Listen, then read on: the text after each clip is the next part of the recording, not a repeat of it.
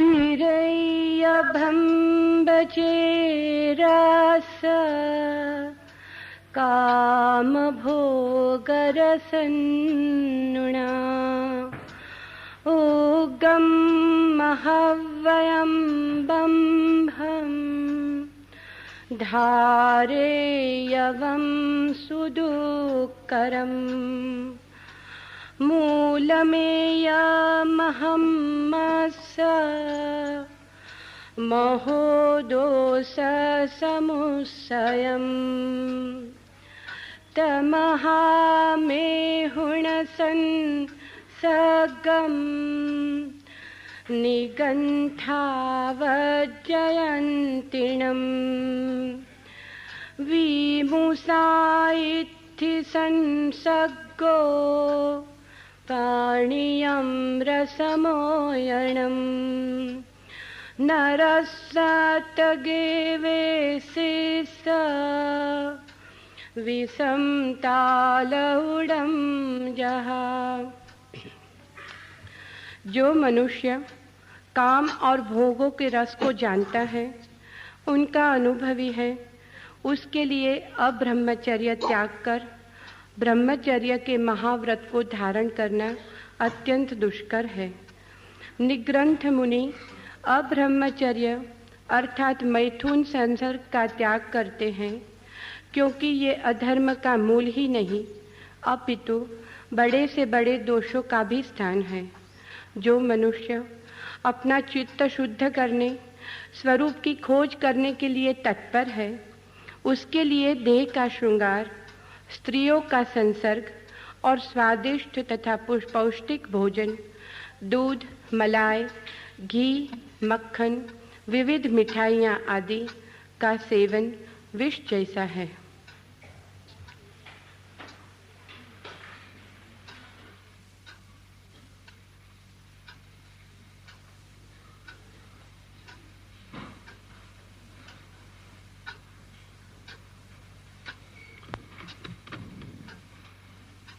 काम ऊर्जा, sex energy मनुष्य के पास एकमात्र ऊर्जा है।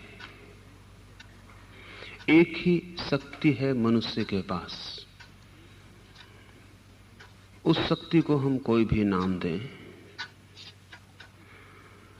वो शक्ति दो दिशाओं में गतिमान हो सकती है। काम ऊर्जा किसी दूसरे के प्रति गतिमान हो तो यौन बन जाती है, और काम ऊर्जा स्वयं के प्रति गतिमान हो तो योग बन जाती है। ऊर्जा एक है, दिशाओं के भेद से सारा जीवन भिन्न हो जाता है। पानी को हम गर्म करें 100 डिग्री तक तो भाप बन जाता है, हल्का हो जाता है, आकाश की तरफ उड़ने में सक्षम हो जाता है।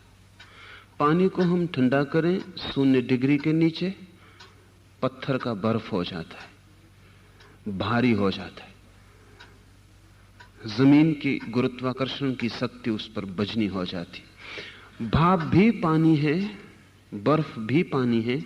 भाप आकाश की तरफ उड़ती है, बर्फ जमीन की तरफ गिर जाता है। ऊर्जा एक है, दिशाएं दो हैं। जिसे हम यौन कहते हैं, सेक्स कहते हैं, वो उसी एक्स अज्ञात ऊर्जा का नीचे की तरफ प्रवाह है।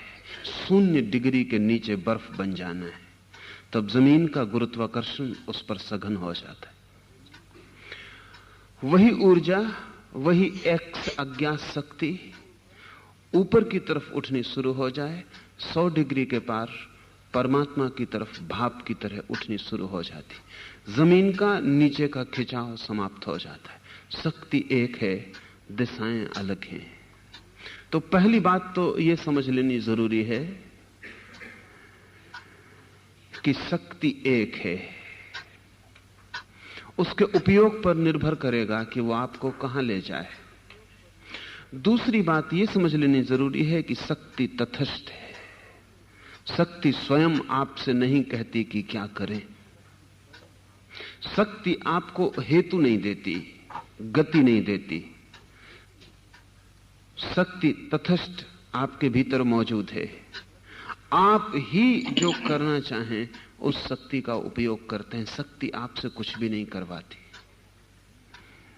आप नीचे की ओर बहाना चाहें तो ऊर्जा नीचे की ओर बहेगी, ऊपर की ओर बहाना चाहें तो ऊपर की ओर बहेगी। निर्णायक आप हैं, शक्ति नहीं। शक्ति आपके हाथ में है। अगर नीचे ले जाएंगे तो नीचे के जो सुख दुख हैं वे मिलेंगे, अगर ऊपर ले जाएंगे तो ऊपर के जो अनुभव हैं वे मिलेंगे।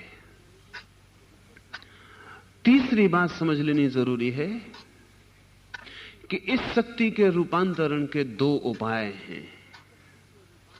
एक उपाय का नाम है योग, एक उपाय का नाम है तंत्र। दोनों विपरीत हैं। दोनों उपाय जितने विपरीत हो सकते हैं उतने विपरीत हैं, लेकिन दोनों का लक्ष्य एक है। मार्ग विपरीत भी एक लक्ष्य पर पहुंचा सकते हैं।